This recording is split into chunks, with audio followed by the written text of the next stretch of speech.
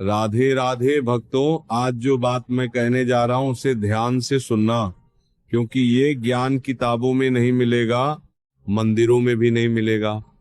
और कई लोग इसे समझते समझते पूरी जिंदगी गुजार देते हैं।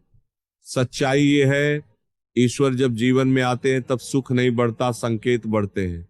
हाँ, और सबसे बड़ी बात, जिसके जीवन में भगवान सच में प्रवेश करते हैं उसका जीवन पहले आसान नहीं, उल्टा उलझा हुआ दिखने लगता है। इसीलिए आज मैं तुम्हें 11 लक्षण बताऊंगा, क्योंकि ये 11 ऐसे संकेत हैं जिन्हें अगर तुमने पहचान लिया तो तुम्हें किसी पंडित, ज्योतिष या भविष्यवाणी की जरूरत नहीं पड़ेगी।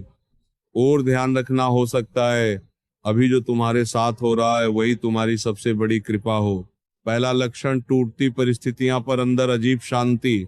कभी तुम्हारे साथ हुआ है, बाहर सब बिगड़ रहा हो, काम अटक जाए, पैसा रुक जाए, भविष्य धुंधला लगे, पर अंदर से कोई आवाज कहे रुको, सब खत्म नहीं हुआ। ये सामान्य नहीं है। सामान्य मनुष्य संकट में घबरा जाता है, लेकिन जब ईश्वर साथ होते हैं तो परिस्थिति तूफान बनती है, पर मन बिखरता नहीं। समझ लेना, ये तुम्हारी हिम्मत नहीं है, ये वह शक्ति है जो तुम्हें गिरने नहीं दे रही। और ध्यान रखना, भगवान तुम्हें बचाने से पहले मजबूत बनाते हैं। दूसरा लक्षण, गलत रास्ते पर चैन ना मिलना। कभी ऐसा हुआ, लाभ दिख रहा है, मौका अच्छा है, सब कह रहे हैं कर ले, लेकिन मन भारी हो रहा है। तुम कर सकते हो फिर भी नहीं करते, क्यों? डर नहीं है, अंदर से कोई रोक रहा है। जिसे भगवान पकड़ लेते हैं उसे गलत रास्ता भी शांति नहीं देता।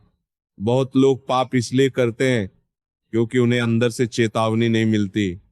तुम्हें मिलती है, यही संकेत है।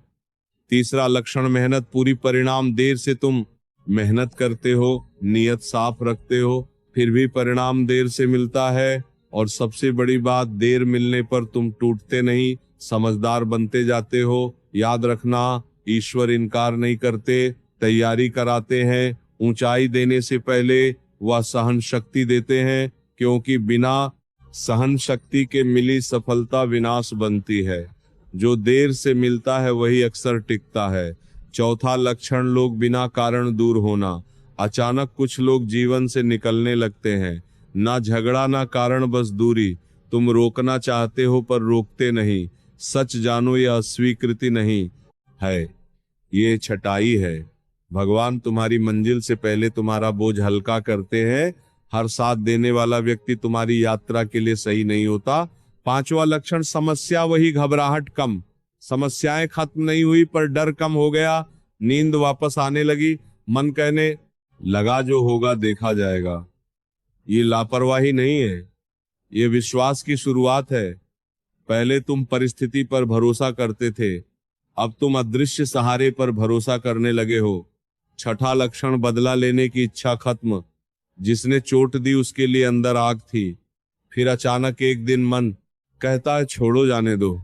ध्यान रखना, ये कमजोरी नहीं, क्षमा वही कर सकता है जिसे अंदर से सहारा मिला हो। ईश्वर तुम्हें न्याय दिलाने से पहले तुम्हें बोझ से मुक्त करते हैं। कभी कभी बदला ना लेना ही सबसे बड़ी जीत होती है। सातवां लक्षण, बार बार बच जाना। गलत निर्णय लेने ही वाले थे, अचानक मन बदल गया, गलत लोगों से जुड़ने वाले थे, कोई घटना हो गई और तुम बच गए। कई बार संकट आया और हर बार किसी ना किसी तरह बचाव हो गया। यह भाग्य नहीं, यह अदृश्य सुरक्षा है। आठवां लक्षण, अकेलापन अच्छा लगना। भीड़ थकाने लगे, शोर भारी लगे और अकेले बैठना सुकून देने लगे। ये डिप्रेशन नहीं है, ये भीतर की यात्रा का आरंभ है। जब भगवान पास आते हैं मन बाहर कम भटकता है। नौवां लक्षण, दूसरों की जगह अपनी गलती दिखना। पहले हर गलती दूसरों की लगती थी, अब मन कहता है मुझे बदलना चाहिए। यह आत्मग्लानि नहीं है, यह आत्मबोध है। ईश्वर जिसे पकड़ते हैं उसे पहले सिखाते हैं। दवा लक्षण, भरोसा टूटे, विश्वास ना टूटे। लोग धोखा देते हैं, अपेक्षाएं टूटती हैं, लेकिन तुम कड़वे नहीं बनते। तुम कहते हो सब लोग ऐसे नहीं होते। समझ लेना, ईश्वर जीवन आसान नहीं बना रहे, अर्थपूर्ण बना रहे। 11वां और सबसे बड़ा लक्षण, कम मांगना, ज्यादा स्वीकार करना। पहले तुम भगवान से मांगते थे, अब तुम कहते हो जो दिया है वही ठीक है। शिकायत कम, कृतज्ञता ज्यादा। और एक दिन तुम्हें एहसास होगा अब तुम भगवान को ढूंढ नहीं रहे, तुम उनके साथ चल रहे हो। प्यारे भक्तों, इन 11 लक्षणों का मतलब ये नहीं कि तुम्हारे जीवन में कठिनाइयां खत्म हो जाएंगी। इसका अर्थ है अब कठिनाइयां तुम्हें तोलेंग नहीं करेंगी। याद रखना, ईश्वर का साथ सुख से नहीं पहचाना जाता, संकट में मिले धैर्य से पहचाना जाता है। और अगर इनमें से 4-5 संकेत भी तुम्हारे जीवन में दिखाई दे रहे हैं तो समझ लेना तुम अकेले नहीं हो। कोई है जो दिखाई नहीं देता पर तुम्हें संभाले हुए है। राधे राधे भक्तों, चैनल पर नए हैं तो चैनल को सब्सक्राइब करके जरूर जाएं